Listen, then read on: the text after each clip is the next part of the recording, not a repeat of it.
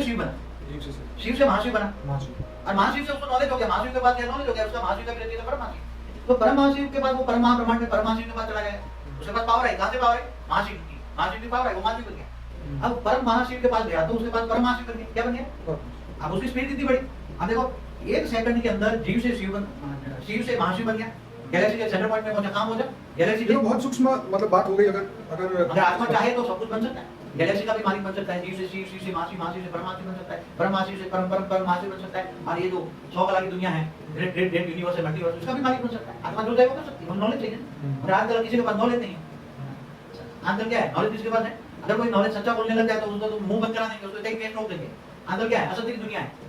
असत्य की दुनिया में अगर कोई सत्य बोलने लग जाए, ये तो सत्य जो सत्य की खोज में उसी को ही सत्य मिलता है, जो परम सत्य की खोज में अगर सत्य भी बोलने लग जाए कि तो क्या आगे क्या बढ़ सकते हैं, एक जीव भी परमाशिव बन सकता है, एक जीव भी परमाशिव बन सकता है, परमाशिव बन सकता है, लेकिन उसकी थियरी चाहिए तो ऐसा, मतलब वो ज्ञान कौन दे सकता है। वो तो सही आपकी बात है, लेकिन ये है कि इस जो प्रक्रिया आपने जो बताई, पूरा प्रोसेस, इसमें तो अनंत समय लगता हो। नहीं, ये बात गलत है। अच्छा, शिव जीव से शिव बनने में थोड़ा टाइम लगता है, कितना,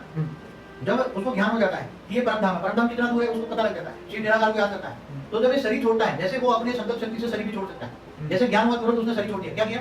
उसने वेग से अवेग स्वरूप को धारण किया, तुरंत अपना शरीर अपने संकल्प शक्ति से शरीर को त्याग दिया, तो 1 सेकंड में दूसरे लोक में पहुंचा, तीसरी सेकंड में तीसरे लोक, 1 सेकंड में ब्रह्मापुरी, दूसरी सेकंड में कोई हिसाब से शिवपुरी में पहुंचा है। और जैसे भी जीव से शिव बन गया तो शिवपुरी में इतनी पावर आती है उसको महाशिव का ज्ञान हो गया, और महाशिव का ज्ञान होकर पहुंचने में सेकंड का अरबों भाग लगता है, कितना,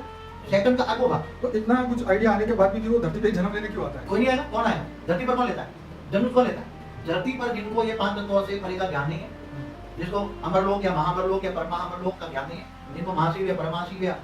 और इसीलिए बड़े साधु संत महात्मा जो थे वो लोग फिर से रिबोन होकर धरती में नहीं आते। साधु संत धरती पर लोगों का उद्धार करने आते, एक्चुअली साधु संत तो महालोक में बैठे, बड़े बड़े महर्षि कहाँ बैठे, महालोक में बैठे, महर्षि जो आ रहे धरती पर, वो कहाँ से आ रहे, महालोक से आ रहे, चौथे लोक से आ रहे, वो धरती पर अवतार लेते हैं, वो धरती पर कल्याण करने आते हैं, मगर यहाँ चारों ओर इतनी खरबों नेगेटिव सूक्ष्म जगत की आत्मा है कि वो धरती को अच्छा कार्य किसी को करने ही नहीं देते। कोई भी कार्य अच्छा करना चाहे तो ये वायुमंडल इतना खतरनाक है, जो प्राणमय शरीर है, जैसे हमारे 5 शरीर नहीं बताए, ये स्थूल शरीर, सूक्ष्म शरीर, कारण शरीर, तो जो प्राणमय शरीर है, प्राणमय से वायुमंडल इतना नेगेटिव बना हुआ है, वायुमंडल के लोगों, वायुमंडल कैसे नेगेटिव बना, लोगों की नेगेटिव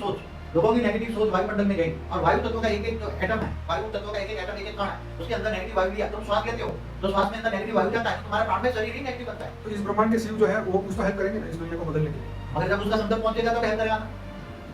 किसी को तुम हेल्प कब मिलती है, मदद मांगो तब। मदद मांगो, मगर मदद मांगने के लिए संकल्प शक्ति चाहिए ना।